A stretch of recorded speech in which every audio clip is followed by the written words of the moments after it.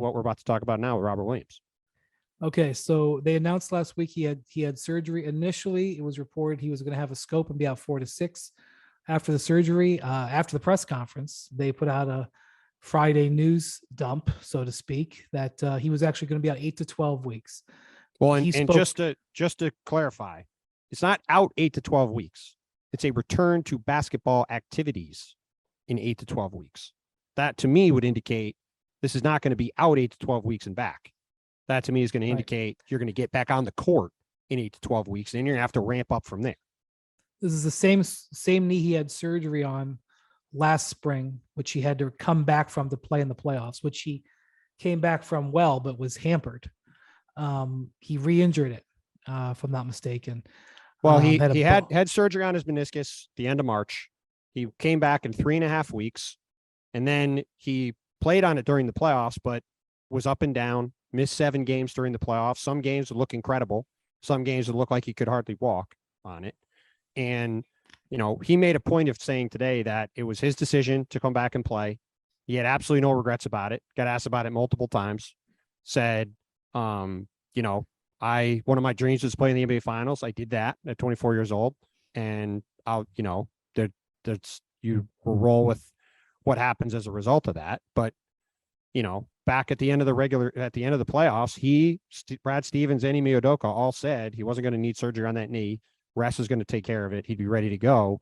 And, you know, he obfuscated a little bit today. And eventually I asked him, you know, what changed between then and now? And he essentially admitted that it didn't feel the way he wanted it to after the time he took off. So they decided to have surgery on it. But 2 surgeries on the same knee in 7 months is not great, or 6 months.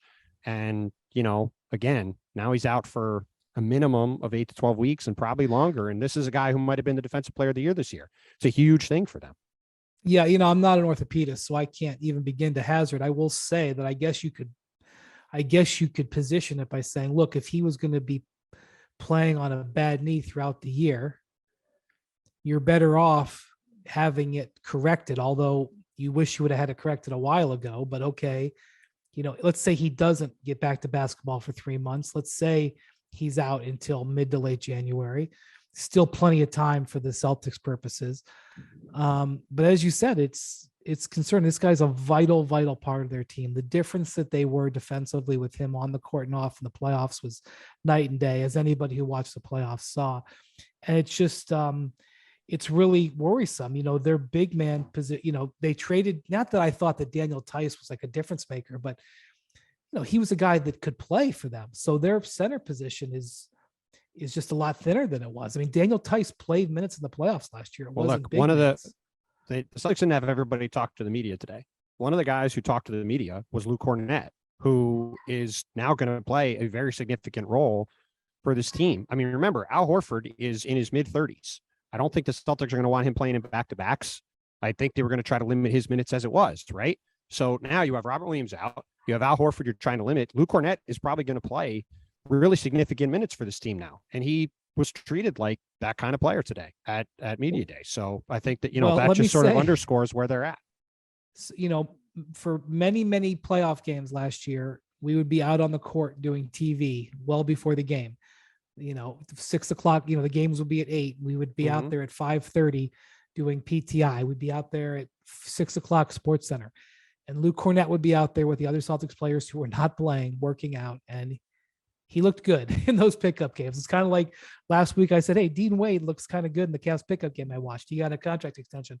Luke Cornett looked good against the other non-playing players. So, I mean, the Celtics are excited about him. They're also excited about Sam Hauser, who a lot of fans don't know about, but is a 6'9" wing who can shoot it really well. I mean, I think there's some in the organization, I think, who hope that he can fill the sort of role that Danilo Gallinari was supposed to for them off the bench. They've got a bunch of veteran guys, Noah Vonleh, some other guys who bounce around the league who are in fighting for a couple of their roster spots at the end of the roster who could maybe help a little bit. But look, like I said, literally a month ago today, this team was the deepest team in the league, had all 8 guys from last year's finals run back, had added Danilo Gallinari, had added Malcolm Brogdon, had Ime Udoka back, had everything rolling. And a month later, they have a new coach, They have Gallinari out for the year. They have Robert Williams out for probably half the year, and things just look completely different. Another thing before we talk about the Suns, Jaylen Brown was asked today about the rumors that I don't think the rumors. I mean, I don't think anybody denies it that he was discussed in a possible trade for Kevin Durant. Now, I dealt with Durant trade discussion here today in Phoenix as well, and As I will did half just the say, league, I think. probably, Kevin Durant was not traded, so it really doesn't matter who was offered. But that's also not real life. I don't think the Nets were ever going to trade him, quite frankly. So we can talk about offering 35 first-round picks and every player and whatever, but that's not real life. Real life was the guy knows that he got offered in a trade or discussed in a trade, whatever. The word offer sets people off, so I'll take that back. What did he have to say about that? I mean, the thing that was most interesting that he said was that, it's sort of been the case for him since he got here. And I think that's referring to the times his name has come up in trade discussions, whether it was for Anthony Davis or Kawhi Leonard or at other points early in his career, when the idea of him getting traded was talked about. And so, look, I mean, Jaylen has, been here his whole career. He's grown into one of the best two-way wings in the league. Him and Jason Tatum, probably I would guess the second best combination of two-way of wing players in the league, behind only Kawhi Leonard and Paul George. I get maybe some people would say Devin Booker and Mikal Bridges. I'd rather have these two guys. I mean, they obviously led this team to the finals last year. I think they've got a chance, even with the Robert Williams injury, I think they've got a chance to be a really good team this year. I think they can go deep in the playoffs still, despite everything that's happened. And Jaylen essentially said, I talked to everybody and that's in the past, and I'm here to play basketball. And I think ultimately, I mean, look, the next 2 years are huge for Jaylen Brown. He could be a free agent in 2024. The Celtics are going to be one of the best teams in the league. He's got a chance to make All-NBA this year or next year. If he does, he's in line to get a huge payday as a Supermax extension eligible player. And the Celtics are obviously hoping and believe they can still win a championship. So, I think there's a ton for him to play for and a ton for the Celtics to do. And I think everybody is ready to do that. Thanks for watching ESPN on YouTube. For live streaming sports and premium content, subscribe to ESPN Plus.